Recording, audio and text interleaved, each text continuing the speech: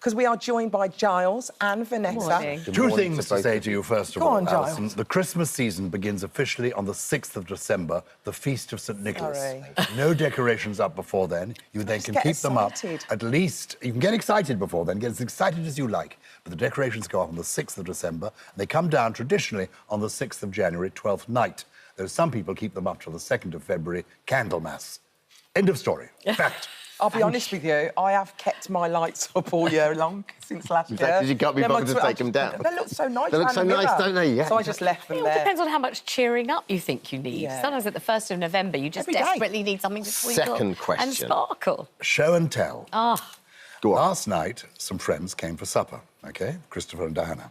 And, oh, hostess gift, a bag. We thought, oh, it's going to be a bottle of wine, Lovely. a bottle of champagne, or maybe some lovely chocolates. They opened and they revealed this. It's a squash. Well, no, I didn't know what it was. I thought it was some misshapen fruit. It is, in fact, a squash, which is a vegetable, a butternut squash, and apparently it is delicious. delicious. Make a lovely you can soup cut out it of in that. half, You'd like to take give out it the to seed, us and we can rustle roast something it, up. Yeah, would you mind? Of course. make soup, Whoops. puree. We'll send it to Michaela Chiappa and see what she can do. Some Fantastic. What, on the side? cheats bechamel Of sauce her mac with and it. cheese that she's doing today.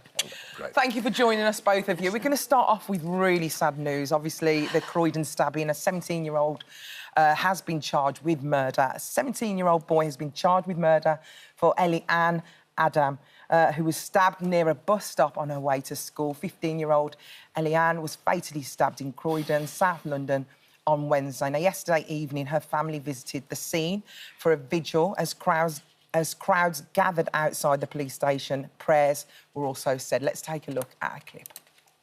We, as a family, are struggling to comprehend this painful tragedy that has happened to our beautiful daughter and beloved sister, Elianne. Our hearts are broken and we are overwhelmed by sorrow and grief. Absolutely heartbreaking. It's lovely that the faith is absolutely helping the family in this situation, isn't it, Giles? It's distressing beyond words, isn't it? The girl, clearly so beautiful. You can see how beautiful she was, but to hear from her family, I mean, it is heartbreaking.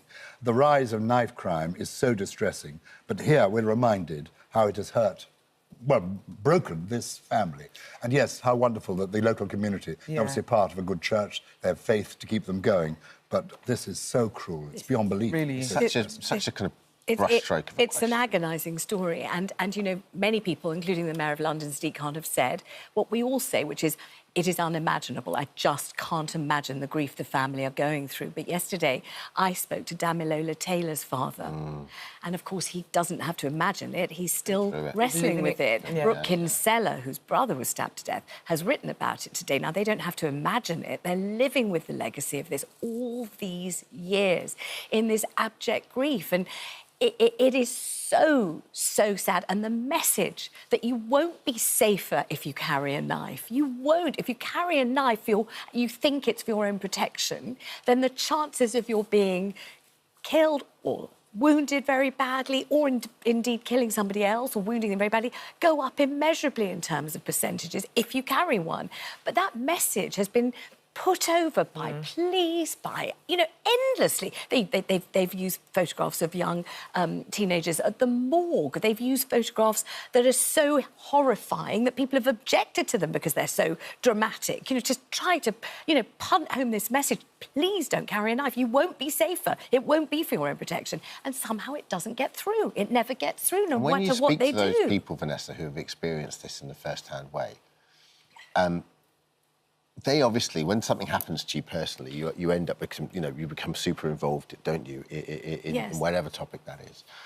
What's their take on what can be done? Because it's such a broad, and it's so multifaceted, isn't it, the answers to this? But what's their overall take? I think it's a multifaceted thing. I think it's, you know, working with teenagers to kind of get to the root of what it is that they're feeling. One of the things that somebody once said to me that really seemed to make sense was, potential. If you feel you have potential in life, if you feel there's a possibility you might go on to have an interesting career, you might fall in love, you might have, a great life, then you're much less likely to get caught up in, drugs or knives or guns or any of those things. But if you feel you have no potential, you feel you've got nothing to lose. You don't value your own life because you think you're not going to go anywhere, nothing's ever going to happen that's worth living, and you don't value anyone else's either. And I've been told by many people who work in this field their whole lives long, usually because they're involved personally, and usually because they're absolutely broken and they don't want the same thing to happen to other families. It's about potential, unleashing the appreciation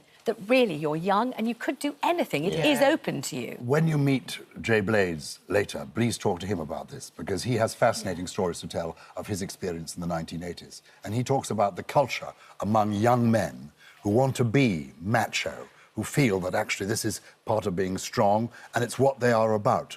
And knives obviously are part of this culture. And he has actually done work to try and help with this, to give people, as you say, hope, aspiration and purpose, and make them realise that actually it doesn't make you macho. That's not the way a real man behaves. To have it's devastating, isn't it? Very, very sad.